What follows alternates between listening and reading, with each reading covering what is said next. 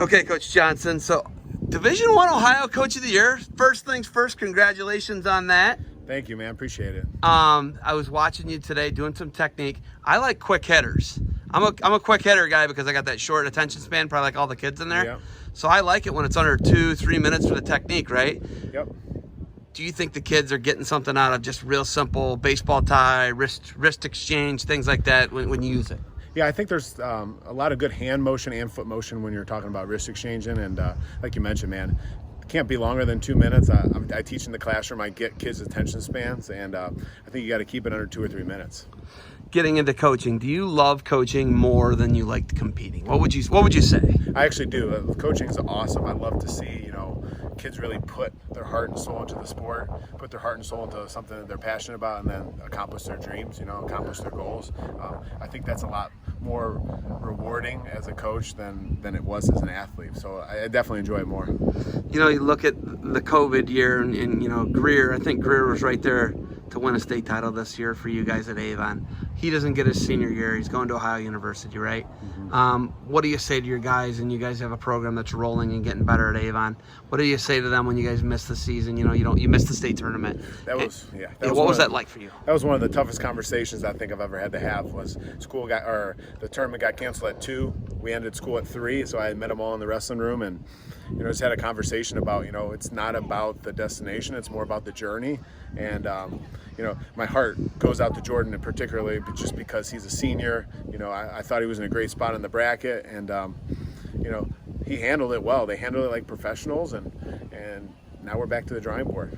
Then we've got this long layoff, and you're a guy who likes to work out, right? You're a real active guy, a busy guy. Yeah. What did you do for 3-4 months of not being able to get on the mat with your guys, not really having a lot of contact with them, right? Because it was kind of like this dead period. What did you do in that time period? And what did Jeremy Johnson do to keep his mind occupied and do the things that you normally like to do? Well, definitely try to keep in contact with the group, more Zoom and Google Hangout meetings, just trying to keep contacts with the kids because I'm a grown adult. It was hard for me. I can only imagine how hard it was for some of these kids.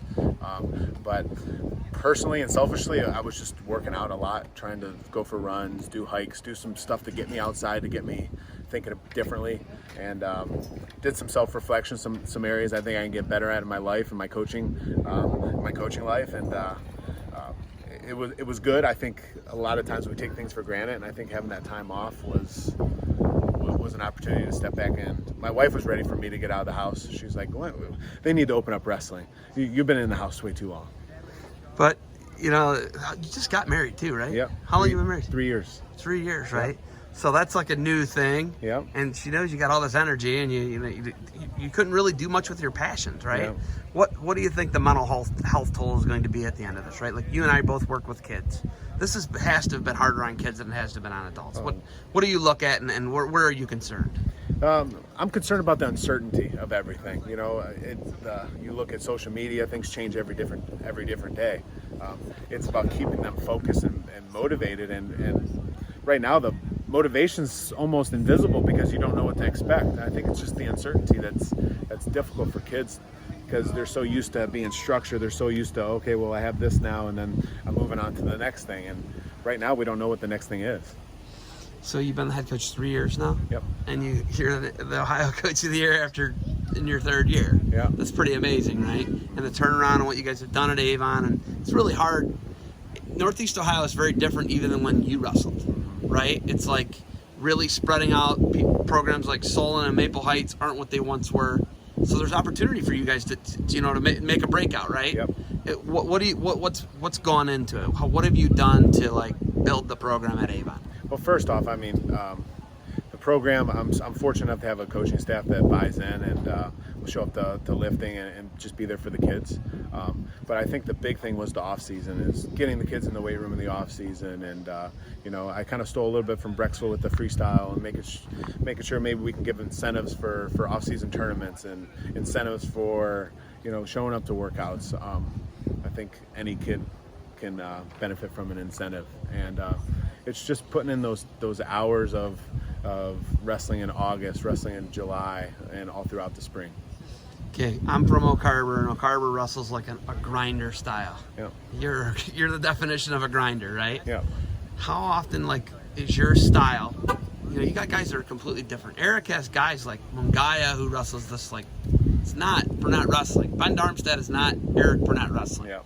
How are you doing with that? Like when you have a guy who just doesn't do the peck and pull and push and wear you out style, and you got a guy with maybe a go for broke style or a crazy style or a rider or someone who's not a grinder. How are you dealing with that as a coach and having kids? Maybe that kid's not going to pull on someone's head for 6 minutes and get them tired to where they fall down in overtime, right? Yeah. How are you dealing with that? I like it. I'm not going to change a kid's mentality or a kid's style.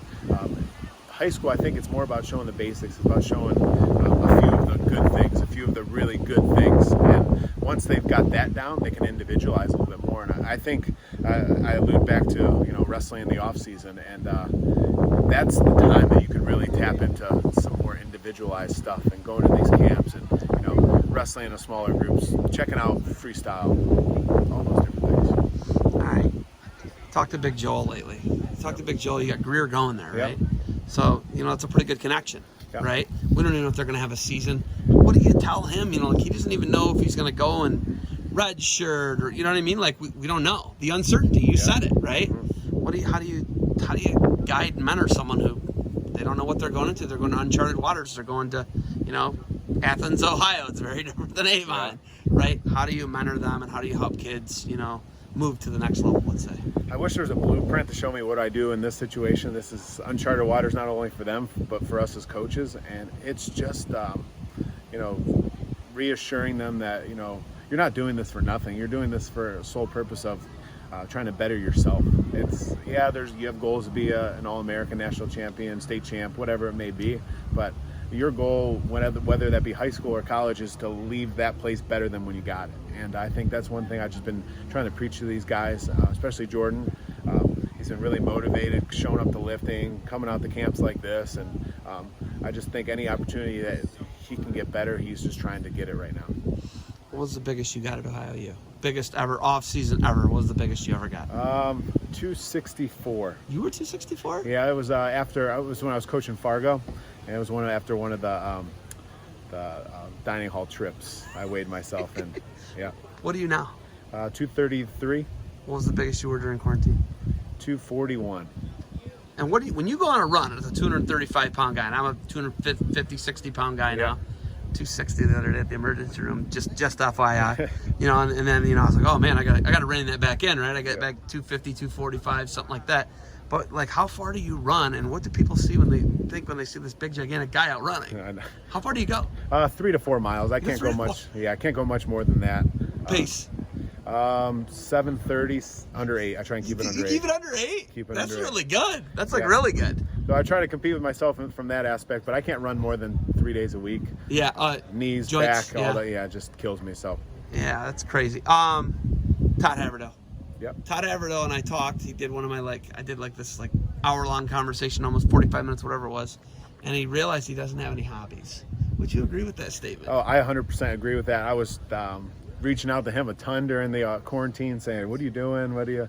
And I would say I'm in the same boat. I don't have any hobbies. I mean, wrestling, going to tournaments, going to clinics, going to the camps. That's what I love to do. So when it was taken away, it was like, man, what do I do now? All right. I didn't want to have to ask this, but I'm going to ask it because I know everybody else is asking it. When are you going to start a family? Very soon, hopefully. Very soon? Yeah, that's the goal. You know that changes the amount of time that goes into wrestling, right? Oh yeah, I know. Then you get a hobby. Then you get a hobby. You get a peeing and a pooping hobby. Yeah, right. Whether you like it or not. I see you every day on Instagram with that. It's crazy, yeah. So, okay, you got anything else for me?